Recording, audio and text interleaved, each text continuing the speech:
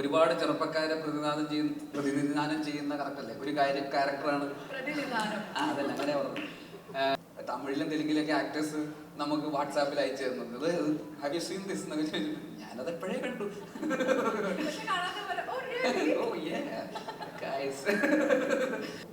Music സൈഡിലെ Justin Varghese, Justin ഭയങ്കര brilliant ആയിട്ട് ഈ പറയുന്ന പോലെ ഓരോ സിറ്റുവേഷനും അനുസരിച്ചിട്ട് ആ കഥയുടെ പേസിങ്ങും ഇമോഷണൽ ഡ്രാമയും ഈവൻ നമ്മൾ ഫൈനൽ എഡിറ്റിൽ പോലും നമുക്ക് അത്ര ഫീൽ ചെയ്യാത്തൊരു റൊമാൻറ്റിക് ആംഗിൾ ഉണ്ട് അജേഷും ലിജോൻ്റെ സ്റ്റെഫിയും തമ്മിലുള്ള ക്യാരക്ടറും തമ്മിൽ. അത് ജസ്റ്റിൻ ആണ് അതിനെ ഒന്നുകൂടെ ലിഫ്റ്റ് ചെയ്ത് കുറച്ചുകൂടെ റൊമാൻറ്റിക് ആക്കിയത് ആക്ച്വലി.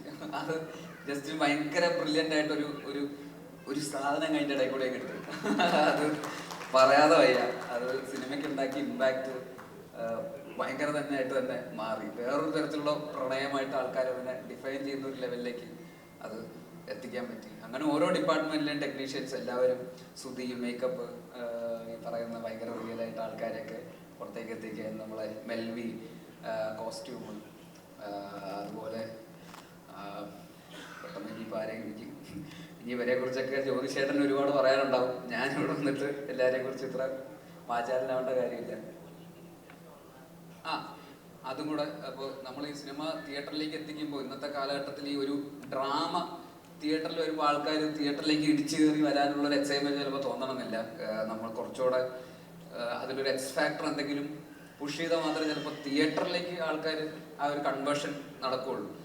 അപ്പോൾ അതൊരു നമുക്കൊരു ഭയങ്കര വെല്ലുവിളിയായിരുന്നു ഈ സിനിമ. ഇതിൻ്റെ ഒരു ലുക്ക് ആൻഡ് ഫീലും ഭയങ്കര റസ്റ്റിക് ഫീലുള്ള ഒരു സിനിമ. ഇതെങ്ങനെ തിയേറ്ററിൽ കൺവേർഷൻ നടക്കും?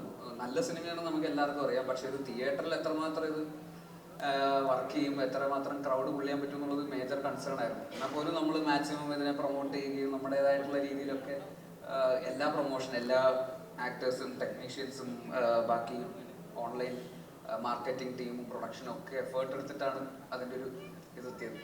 തിയേറ്ററിൽ ഒരു ഹിറ്റ് എന്ന് പറയുന്ന ഒരു സ്പേസിലേക്ക് പ്രൊഡ്യൂസർ ലാഭകരമായിട്ടുള്ള ഒരു സ്പേസിലേക്ക് നമുക്ക് എത്താൻ പറ്റിയെങ്കിലും ഇതിൻ്റെ ശരിക്കുള്ള റിസപ്ഷൻ, ഇത് ഈ സിനിമ ഡിസേർവ് ചെയ്തുന്ന റിസപ്ഷൻ ആ സമയത്ത് നമുക്ക് ഇനി ഈ സിനിമ ആൾക്കാർ കാണാനുണ്ടല്ലോ, ഈ സിനിമ പറയുന്ന കുറേ കാര്യങ്ങളുണ്ട്, ഈ സിനിമ അങ്ങനെ കാണാതെ പോകേണ്ട സിനിമയല്ല. കാരണം അത് ഭയങ്കര ആത്മാർത്ഥമായിട്ട് ചെയ്തിട്ടുള്ള ഒരു സിനിമയാണ്, എഴുതപ്പെട്ടിട്ടുള്ള, ഡയറക്റ്റ് ചെയ്തപ്പെട്ടുള്ള, അഭിനയിച്ചിട്ടുള്ള സിനിമയാണ്.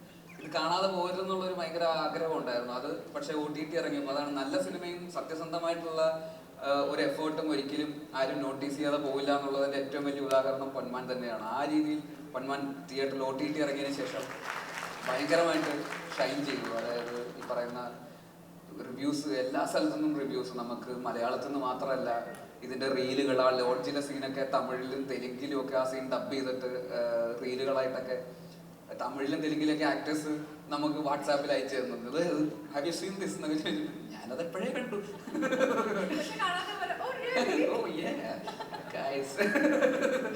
അപ്പോൾ ഇത് ഭയങ്കര റിലേറ്റബിൾ ആണല്ലോ. ഇത് ഇവൻച്വലി ഇത് ഒരു ഗോൾഡിന് റിലേറ്റ് ചെയ്തിട്ടുള്ള ഒരു സിനിമയാണെങ്കിൽ പോലും അജേഷിന്റെ ക്യാരക്ടർ, അജേഷിന്റെ ഫൈറ്റ്, അത് ഒരുപാട് പേർക്ക് റിലേറ്റ് ചെയ്യാൻ പറ്റുന്ന, ഒരു മെജോറിറ്റിക്ക് റിലേറ്റ് ചെയ്യാൻ പറ്റുന്ന, ഒരു മിഡിൽ ക്ലാസ് അല്ലെങ്കിൽ ലോവർ മിഡിൽ ക്ലാസ്സിൽ നിൽക്കുന്ന ജീവിക്കാൻ വേണ്ടി ഫൈറ്റ് ചെയ്യുന്ന ഒരുപാട് ചെറുപ്പക്കാരെ പ്രതിനിധാനം ചെയ്യുന്ന കറക്റ്റല്ലേ ഒരു ക്യാരക്ടറാണ്.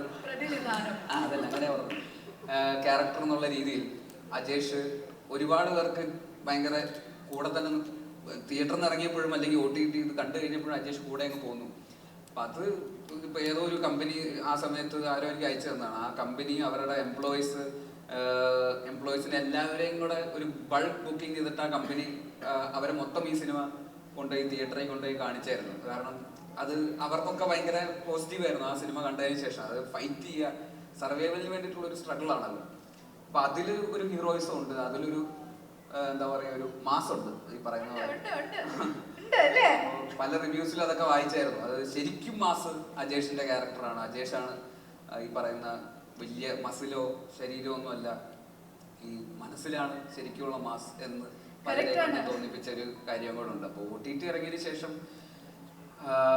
ഈ സിനിമ ശരിക്കും ഡിസേർവ് ചെയ്ത ആൾക്കാരിലെത്തി എന്നുള്ളത് ഒരുപാട് സന്തോഷം. ഇന്ന് അതിന്റെ ഭാഗം കൂടെ ആയിട്ടാണ് നമ്മളൊരു സക്സസ് സെലിബ്രേഷൻ എന്നുള്ളൊരു പോയിന്റിൽ ഇവിടെ വന്നിങ്ങനെ ഒരു ജേർണി ശരിക്കും അതിൻ്റെ ഒരു ഫുൾ സർക്കിൾ കംപ്ലീറ്റ് ചെയ്യുന്ന ഒരു ദിവസം എന്നുള്ള രീതിയിൽ ഒരുപാട് അഭിമാനിക്കുന്നു.